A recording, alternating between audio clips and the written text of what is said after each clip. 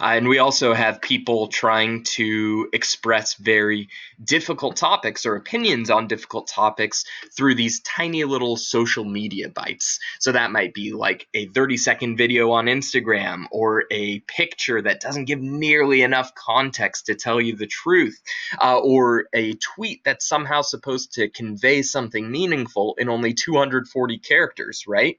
Or 280, whatever it is. So that could be a direction that you go with that. Number 5, would Winston have been better off not challenging the party and keeping his rebellious thoughts to himself in order to preserve his personal safety and dignity? In the face of totalitarian rule, is it better to stay or to dissent in silence, or to disagree with the main force in silence? And close one's eyes to atrocities and excess. Close one's eyes to atrocities and excesses in order to survive. Is there any way he might have succeeded in challenging the party? Explain your point of view using Winston's and Julian's experience. So here we're thinking about what is the best way to rebel against an authoritarian regime. That was the actual question we were asking when we talked about, or when we did our Socratic dialogue, right? And we looked at it through Julia and Winston's points of view. So I won't talk about that too much because we have talked about this at length in class. You'll have to reach back in your brains, but this would also be a really good topic to pick since we talked about it so much. Number 6, some of the surveillance technologies that appear in 1984 are now realities that we take for granted, such as closed-circuit television cameras and GPS devices, so people can know exactly where you are and what you're doing. These are even apps that people have access to, like your parents could track your phone instances, or the government potentially could do so. Discuss the use of technology to control public and private behavior in 1984 and in the present. What limits do you think should be placed on the use of technology to avoid the kind of totalitarian excesses represented in 1984? Now, what I would focus on in this is actually what China is doing with their technology. So they are literally spying on their citizens the way that they did in 1984. Remember, in 1984, you can never know if the government is listening to you. You just always have to assume that someone is looking at you through a telescreen. And Winston even goes as far to say that he had to be very careful about controlling his face. They had face crime, where your face didn't portray that subtle optimism, that slight expression that, everything's okay, even if it's not. And in China, unfortunately, this is something that's happening right now. Not necessarily face crime, but the government is watching its civilians all the time and using that information to control them and to control their movements and behaviors. They also have social credit. So kind of like how we have a credit score here, where if you don't pay your bills on time, you don't get as good of rates on loans in the future. They have that in terms of their society. So if you do something that goes against the government that they consider a bad thing for you to do, well, sorry, your social credit score just decreased. And that might mean you're not able to leave the country, or it might mean that you get thrown in jail for doing things that they consider unorthodox, right? So you could connect those two ideas very clearly between 1984 and our current world.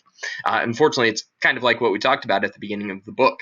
It used to be the case that 1984 was a grim prophecy of what we could be seeing in the future.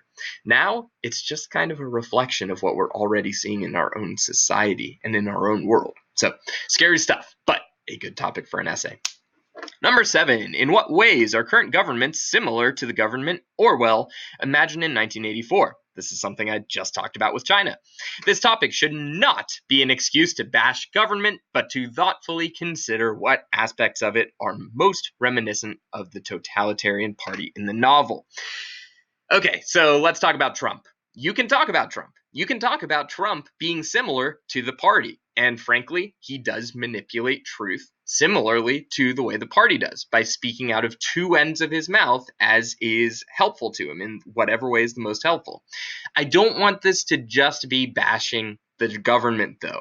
I want you to have a thoughtful analysis of the things that they are doing, but not just, man, Trump sucks because he said this, this, and this. because we're better than that, you know? We want to be good writers, we want to be thoughtful writers, and we want to be better than those we disagree with. And even though I may agree with you about some of those items, as we've talked about in class, that's not really what I want to see in your paper. It shouldn't just be bashing the government. It should be something thoughtful, something that really considers where we are in this time, and it uses direct evidence, not just saying that you don't like the government, because that's not really saying anything meaningful. Number 8, the conclusion of 1984 is decidedly bleak. Winston has been completely broken and purged of his rebellious mind and instincts. Analyze what Orwell's purpose was in having the novel end this way. Was it effective? This is one of my favorite questions because I personally love the ending of the book. I think it had to end that way. If Winston had a happy ending, the novel wouldn't have hit so hard, because one of the most significant things about it is the fact that he is broken by the end. Him and Julia both. They ratted each other out and betrayed each other by asking O'Brien to substitute the other for their punishment, right? And that's something that Winston resolved himself at the beginning of part 3. He said he would never do that. Well, so much for that. He did, right? And not only that, but the last line of the book, he loved Big Brother.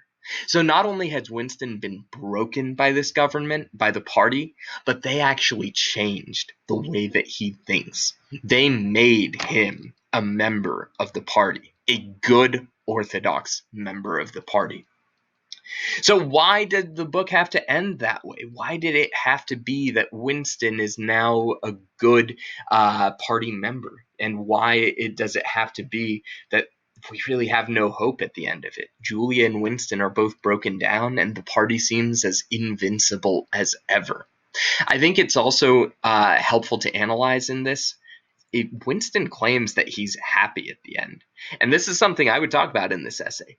Is Winston actually happy? Is that happiness? And what does Orwell portray as being happiness in the book? That's definitely something you could talk about, and something I wish we had had the opportunity to talk about in class. We would have had a wonderful Socratic dialogue about that, and I'm sure that you guys would have had some excellent discussions like we did. But that's all I've got for today. Please feel free to shoot me an email, cmonteiro@zenithacademy.org. Leave a comment, whatever you got to do. Reach out to me if you need help with writing this essay. I'm just sitting around at home grading papers and reading War and Peace right now, another excellent book. So, I'm here. I'm happy to help. If you wanted to hop on a Google call, we could even do like a mini Socratic dialogue from home about the end of the book. That would be awesome. Just let me know if you need any help at all. All right. I love you guys. I miss you. I'll be uploading some other fun videos for the YouTube page as well. So keep an eye out for those.